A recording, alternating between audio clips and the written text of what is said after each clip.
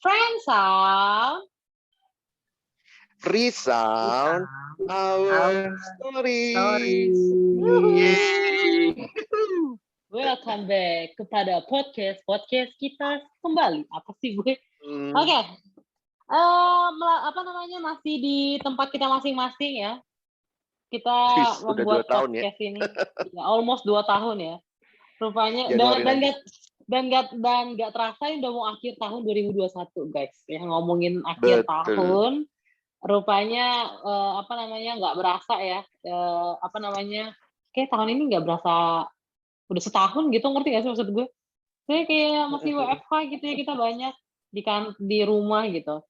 Nah, terus tiba-tiba gue kepikiran ngomongin tentang suatu peribahasa. Peribahasanya kan ada, ini peribahasa bukan sih Bang? Yang ngomong kayak gini, gajah mati meninggalkan gading, ya kan? Bukannya gading artis ya, tapi gading. Nah, tapi manusia mati meninggalkan nama. Nah, berarti kan itu peribahasa bukan Bang? Bener kan gue ya? Peribahasa dong. Nah, gue jadi kepikiran ngomongin tentang peribahasa kayak gitu, kan ngomongin tentang, bisa dibilang tentang jejak hidup lah ya, maksudnya hal-hal yang kita tinggalkan gitu. Tadi Erna sempat nanya, maksudnya sih ngomongin apa sih Nov gitu ya, podcast kita hari ini. Gue kepikiran tentang one day ketika kita mati, kita kan akan meninggalkan nama ya. Kira-kira nama yang seperti apa sih yang kita tinggalkan? Asik, so filosofi banget nggak nih gue? Menurut teman-teman, kalian akan mati dengan meninggalkan nama atau pengaruh hidup yang seperti apa sih guys? Jejak hidup yang seperti apa kira-kira? Ernest tuh kalau meninggal nanti namanya masih Ernest nggak? Masih lah, masa berubah Bang? Bisa aja Nes, bisa. Enggak lah, masih tetap lah. Semoga ya. Apa sih tadi pertanyaan lu, Noh? Gue jadi lupa, Noh. Ya elah, kan tadi udah di briefing. Iya, jadi one day ketika lo mati ya, ketika kita sudah meninggal gitu, kira-kira jejak hidup apa sih yang kita tinggalkan dari nama yang sudah terukir di batu nisan itu gitu. Jadi kayak yang sekarang atau harapannya? Ya, masa sekarang ya?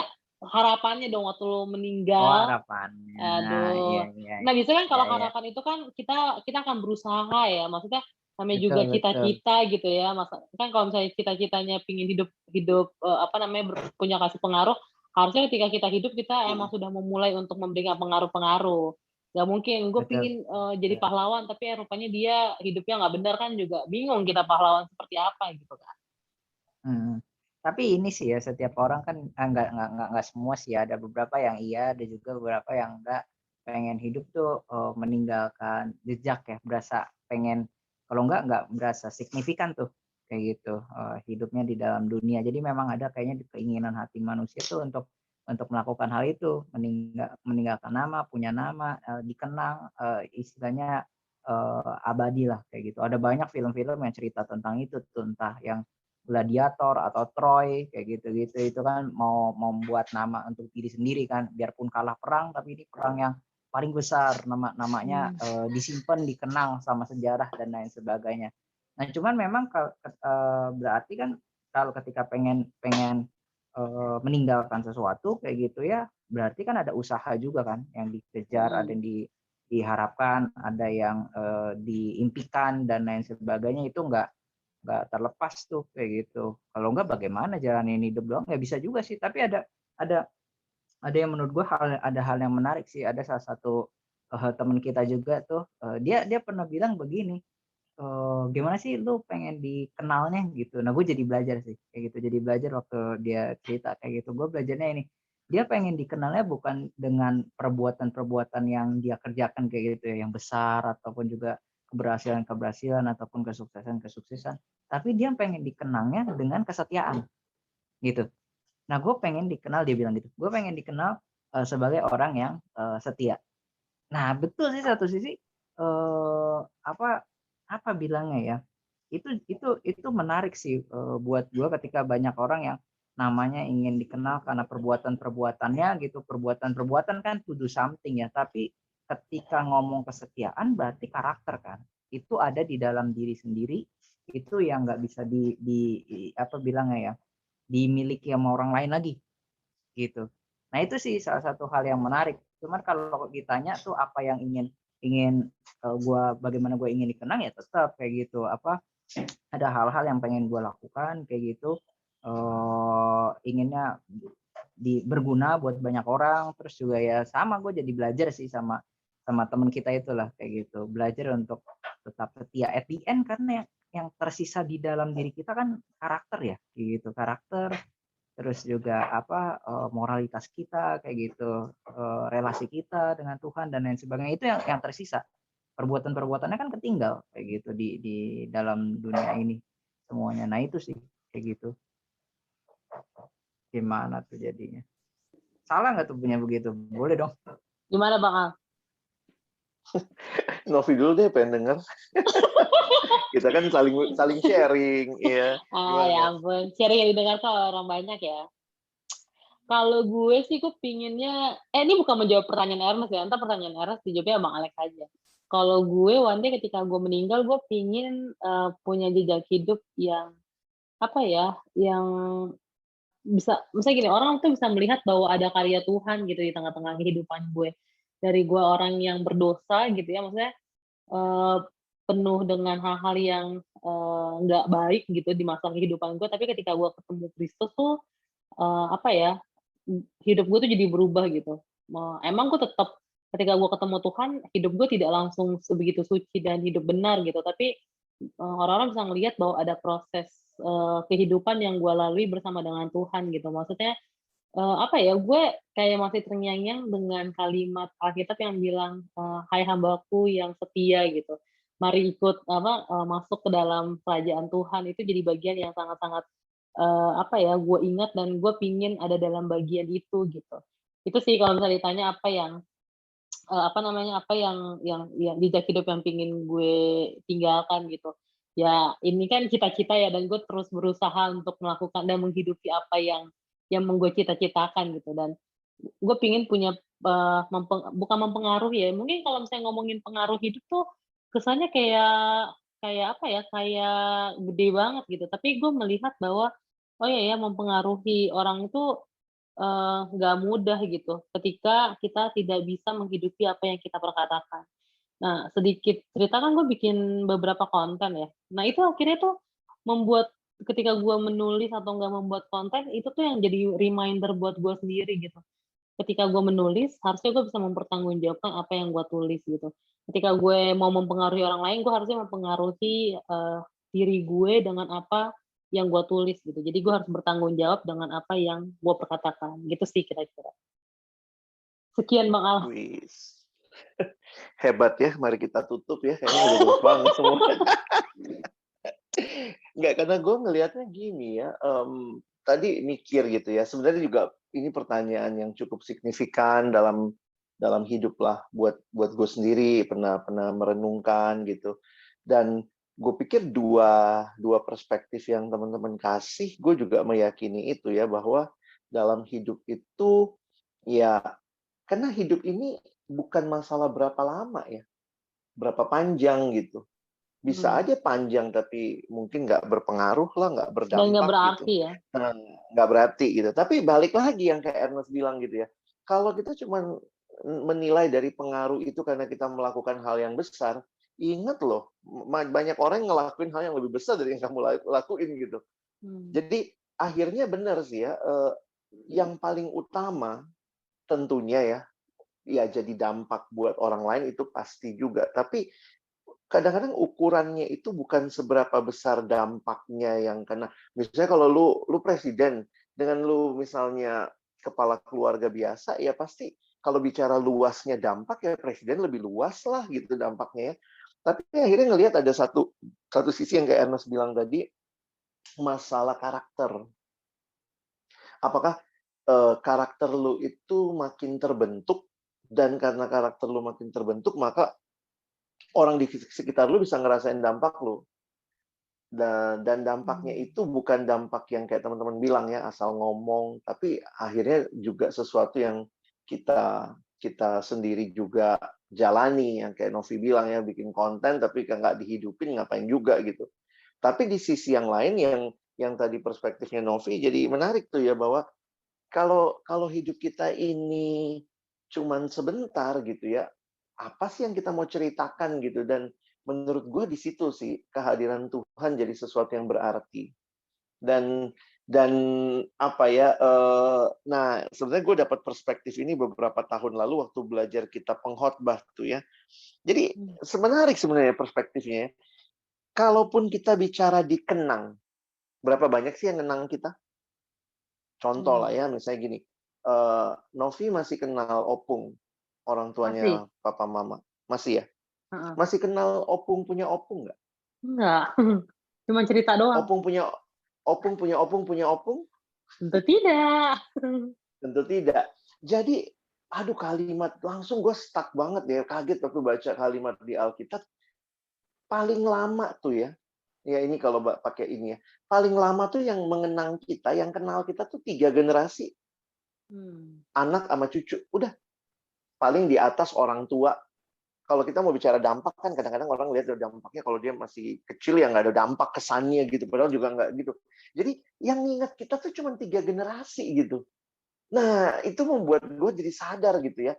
Kalau ceritanya tentang cerita diri kita aja, apa gunanya gitu. Tapi kalau kita bisa menceritakan tentang Tuhan, jadi nggak apa-apa gue dilupain, toh nggak ada yang ingat juga setelah 3 generasi.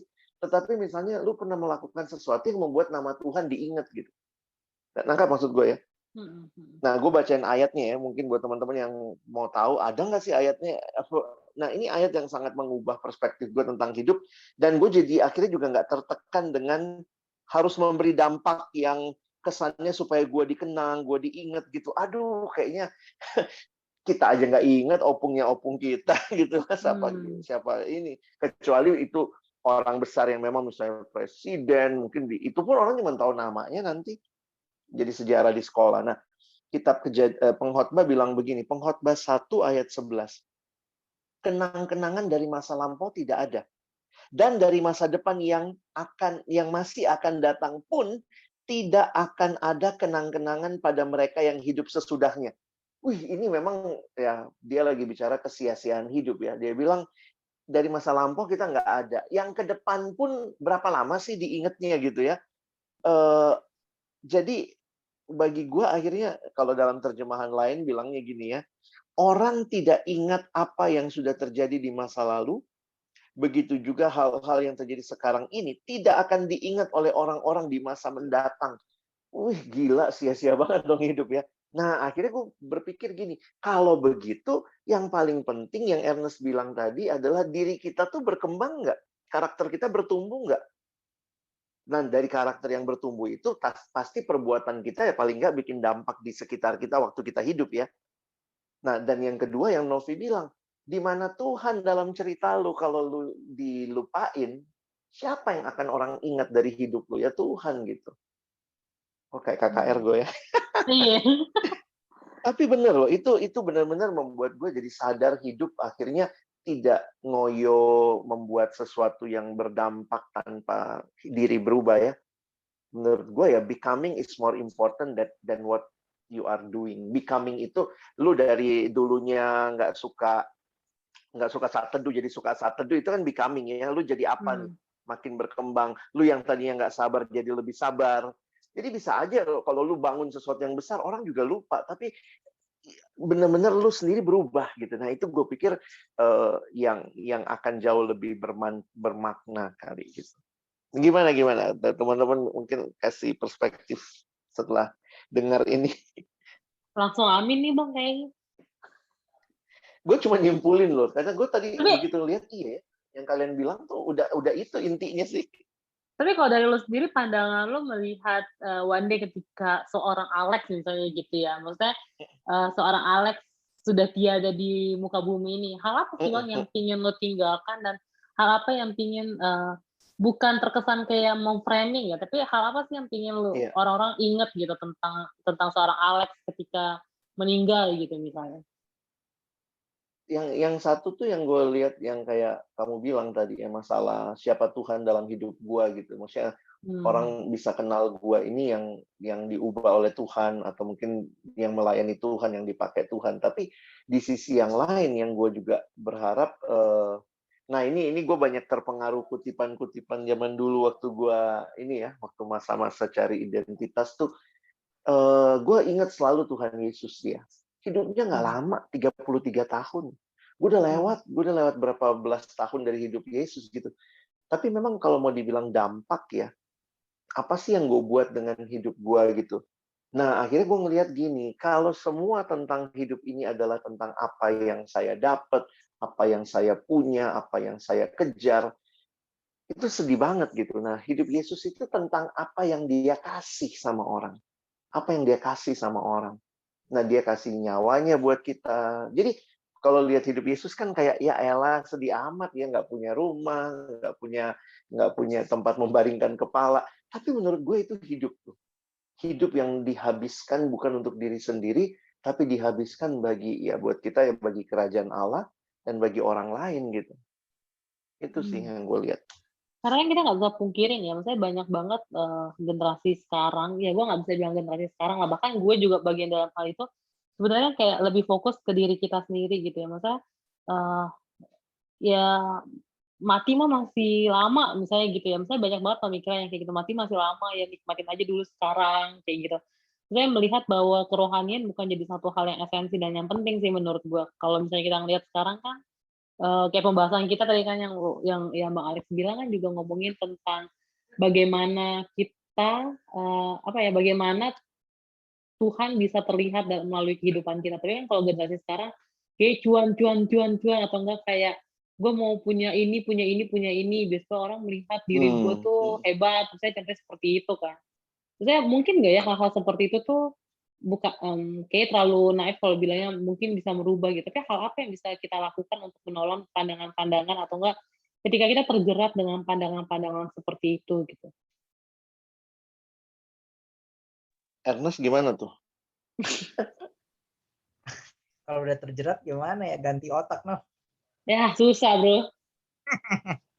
Gue ini sih, tapi gue jadi mikir sih ya, jadi rada beda jauh nih dengan temanya ya. Gue jadi mikir sih ada beberapa orang yang akhirnya hidupnya dikenang itu adalah orang-orang yang punya komitmen gitu, maksudnya fokus sama hidupnya dan punya komitmen melakukan apa yang memang jadi pesan hidupnya yang mau dia bagikan kayak gitu. Gue selalu mikir kayak gini, pesan hidup gitu dengan tujuan hidup kayaknya rada beda tuh, walaupun mirip-mirip gitu.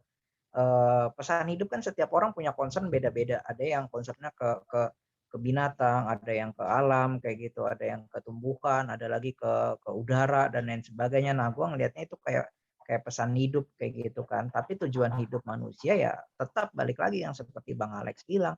At the end apa yang tersisa? Maksudnya at the end kalau misalnya atribut-atribut dalam diri kita dicabut, apa yang tersisa gitu sama diri kita kan? Masa nama doang, bangga gitu dengan nama doang kan? Enggak kan? Apa sih yang tersisa? Nah, gue ngelihat itu sih salah satunya butuh komitmen kayak gitu, butuh keseriusan yang dimana di zaman sekarang ini kayaknya lebih senang viral gitu, yang sementara yang cepat gitu, yang kayak Novi tadi bilang tuh, pokoknya yang sementara fokusnya tuh. Nah itu kan susah untuk akhirnya bertahan lama gitu ya, susah untuk akhirnya berdampak dan melakukan perubahan yang kayak gitu-gitu yang sebentar-sebentar, komitmennya juga sebentar gitu loh, nggak panjang, komitmennya nggak perlu lama, nggak ada harga yang harus dibayar, yang dikorbankan dan lain sebagainya. Nah itu sih, memang akhirnya kalau ada beberapa hal yang kita apa yang Novi bilang, ada yang nempel harusnya nggak nempel di dalam diri kita, ya mau nggak mau yang ngelihat ya kita gitu ya, kita yang nggak seperti itu tetap memberitakan alternatif lain gitu, terus juga mempromosikan ini a better life kayak gitu ketimbang yang lu punya dan lain sebagainya. It's okay nanti ditolak dan lain sebagainya, ya wajar lah, namanya promosi gitu ya, atau namanya juga alternatif kok, tapi setidaknya ya udah orang tuh nggak cuma itu doang gitu ya. Kayaknya seolah-olah hidup tuh opsinya cuma satu gitu, untuk dihabiskan di saat ini doang. Nah itu sih gue mikirnya sih begitu ya. Tapi kalau kita yang terjebak sih, kita mesti berani bertanya gitu, berani bertanya kepada diri sendiri, apa yang mau ditinggalkan kayak gitu. Kalau semua itu tuh gue berkesan banget kayak gitu. Ada salah satu pembicara tuh yang selalu bukan selalu sih, beberapa waktu dia ngomong tuh, beberapa kali dia ngomong tuh ngomongnya begitu. Kalau saya ditinggalkan kayak gitu, maksudnya kalau saya dicabut atribut-atributnya, sekolah saya gitu, gelar-gelar saya, pelayanan-pelayanan saya, nama saya, terus juga keluarga-keluarga saya, apa yang tertinggal? Apakah puas kayak gitu? Apakah merasa ada yang kurang kayak gitu? Apakah nggak bunuh diri kayak gitu dengan semuanya ketinggalan? Nah itu pertanyaan menarik sih menurut gue. Jadi pertanyaan yang jauh lebih dalam, who we are-nya sih kayak gitu. Who am I? Itu yang perlu ditanya. Karena kalau kita jawab who am I adalah iya kan, siapa sih lu? Iya gue adalah CEO dari ini kayak gitu. Ya gue adalah pencipta ini dan lain sebagainya. Nah, kalau kita mengidentifikasikan dengan hal itu kayak gitu, kalau waktu kita udah nggak memiliki hal itu lagi, ya we are nothing jadinya, gitu deh.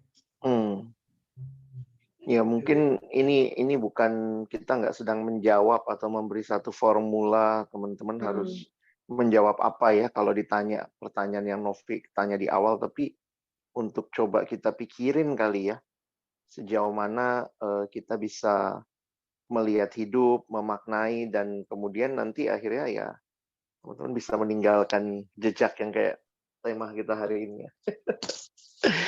Oke deh, jadi mungkin ada closing statement dari Novi, dari Ernest untuk topik hari ini, untuk teman-teman yang dengar. Silakan Novi dulu. Kalau dari gue sih intinya yuk berjuang untuk apa ya? Yang tadi kalau misalnya dari Bang Alex bilang, mungkin hal yang bisa gue simpulkan dan yang gue lihat jadinya nama kita tuh pada akhirnya pasti akan hilang cepat atau lambat gitu ya, mau sewangi apapun. Dan biarlah Tuhan sih yang paling dimuliakan, karena kan ada juga yang di Alkitab bilang ya, biar kita semakin kecil tapi nama Tuhan yang dipermuliakan. Karena pada akhirnya kan kita diciptakan ya untuk apa ya, mempermuliakan Allah juga gitu. Jangan sampai nama kita yang tersohor tapi Tuhannya hilang gitu dari kehidupan kita. Gitu sih. Thank you Nov. Ernest silakan. Kalau gue mikirnya ini kalau kita pengen menginfluence orang lain, ya usahakan untuk pertama kali menginfluence diri sendiri. Maksudnya gitu. Jadi kalau mau ngubah sekitar kita, ya pertama yang perlu berubah adalah diri kita. Dengan diri kita berubah, kayaknya sekitar kita berubah deh. Nah itu yang gue selama ini coba ngerti gitu ya. Karena ya kadang-kadang ketika kita berubah, perspektif berubah, cara ngelihat orang lain berubah, akhirnya relasi kita berperilaku ke mereka, do something-nya gitu ke mereka, atau do something-nya terhadap sesuatu jadi berubah gitu. Jadi yang utama hal itu dulu sih. Jadi kalau mau menginfluence sekitar kita, ya kita perlu berhasil dulu menginfluence diri sendiri gitu. Oke, thank you Nas. Iya, kalau aku sendiri akhirnya ngelihat sih bahwa memang yang paling berharga itu ya kita diciptakan segambar dan serupa dengan Allah, itu atribut yang paling mendasar yang melekat ya. Kalau semua yang lain tadi Ernest bilang dicabut, ya nggak ada lagi ya selain memang kita berharga di mata Tuhan, dan itu cukup sebenarnya jadi reason untuk ya hidup jadi gambar Allah, ya gambar Allah yang memuliakan Tuhan, memuliakan Allah lewat berbagai pilihan-pilihan hidup kita. Jadi kita nggak bisa, menurut gue ya, kita nggak bisa bicara pengaruh hidup tapi melepaskan diri dari Sang Pemberi Hidup sih. Kalau Sang Pemberi Hidup itu memang meminta kita memberi pengaruh, ya pasti semua ada dalam kaitan dengan apa yang dia mau, apa yang dia rencanain. Oke, jadi kiranya teman-teman hari ini kita bisa mikir agak berat sih ya, tapi ya kita coba sama-sama berpikir serius tentang hidup dan bagaimana jejak yang Tuhan izinkan nanti kita tinggalkan dalam hidup ini. Thank you untuk episode kali ini, sekian dulu. Selamat berkarya dan terus jadi berkat buat sesama. Kalau kita nanti episode mendatang teman-teman ada usulan tema atau yang mau dibahas, silakan boleh kontak kita. Kita punya IG, Instagram. Apa Instagram kita, Nas? Di friendsound.id. Oke, dan juga nantikan episode-episode selanjutnya di podcast kita. Sampai ketemu teman-teman. Bye. Bye.